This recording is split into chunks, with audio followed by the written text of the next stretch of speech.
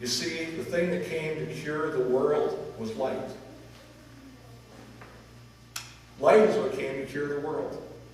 It reminds me of that commercial years ago. It was, I think, that McGruff, the crime dog, did it. And they showed a room full of cockroaches. And they turned the light on, and they all flurried.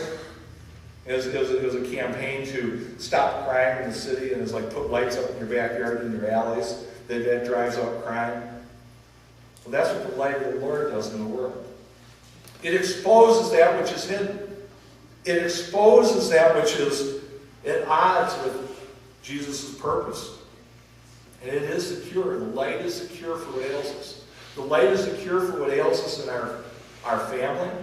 The light is what cures us, can cure what ails us at work. The light is what can cure us as a congregation. The light is what can cure us as a country. The light is what can cure the problems in the world. Because the light exposes that which is off. It exposes that which is amiss. In Luke chapter 11, Jesus says, "No one lights a lamp and puts it in a place where it will be hidden." See, light isn't hidden. Or under a bowl. Instead, he puts it on a stand so that those who come in may see the light. Your eye is the lamp of your body, and when your eyes are good, your whole body is full of light. But when they're bad, your body is also full of darkness. See to it then that the light within you is not darkness. Jesus is saying he wants no part of darkness in our life. He doesn't want us to dwell in the shadows. You see, that's where Satan does his dirty work. It's in the shadows. It's in the parts that are unseen. Therefore, if your whole body is full of light, there is no part of the dark. It will be completely lighted in the lamp, that as when the light of a lamp shines on you. See, things that are of God are put on display. Things that are truly of God are put on display. And they're exalted and lifted up. Those things that are not of God are hidden. That's why we see the things that ails us within our communities and within possibly some homes. Horrible things, domestic violence, it's hidden in the darkness. Incest. Political dealings in the government. They're all done in the darkness, and they're kept in the darkness for a reason. And at some point, everybody knows it's inherently wrong. This goes back to the garden. When Adam and Eve deviated from what God said, what was the first thing they did? They hid themselves. And we inherently know when we're in a bad place and we're in the darkness, it's just like a person convicted of a crime. What do? When they do that walk out, when they're right, they hide. The light doesn't need to hide anything. And so it goes all the way back to the garden. You see, the cure for what ails us is more light. But we don't understand that. We think it may be a tougher battle behind closed doors. That's not it.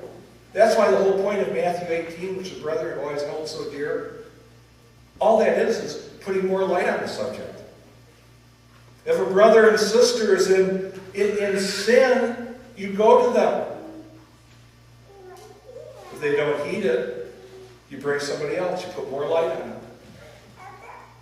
And if they don't listen again, you bring some more people. You put more light on it. If that doesn't work, you bring even more light on it.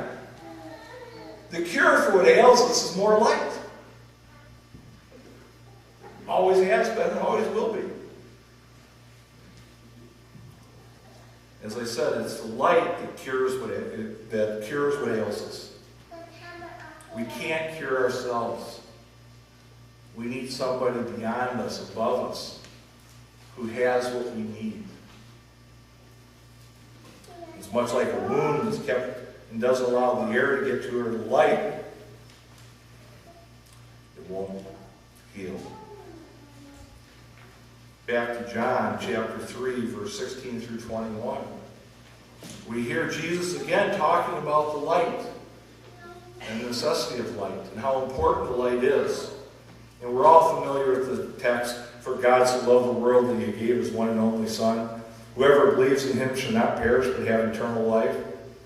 He says, "But God did not send his Son into the world to condemn the world, but to save the world through him." How do you do it? Through his light. Through the driving out of the darkness, through the driving out of the things that cause us misery and pain. And he says, whoever believes in him is not condemned. So when we enter into the light, we're not condemned. We're invited to freedom, we're invited to liberation. But whoever does not believe stands condemned already, because he's not believed in the name of the one and only Son. And Jesus concludes in this little conversation with Nicodemus. He says, this is the verdict. Now remember, if you're in a courtroom, the verdict is given after all the testimony is heard. All the expert witnesses have come in.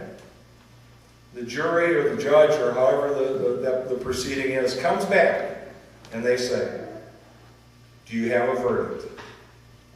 The verdict is the final thing, the final statement, the exclamation point on all the proceedings. And Jesus says, this is the verdict. Light has come into the world, but men love the darkness instead of the light because their deeds were evil. Everyone who does evil hates the light and will not come into the light for fear his deeds will be exposed. But whoever lives by the truth comes into the light so that it may be seen plainly that what has been done through God. So Jesus is very clearly saying this light is going to be there. Perhaps Judas didn't think that that was really serious when he said that to Nicodemus. He didn't realize how that verdict was final. I said every word will be fulfilled. It will be fulfilled.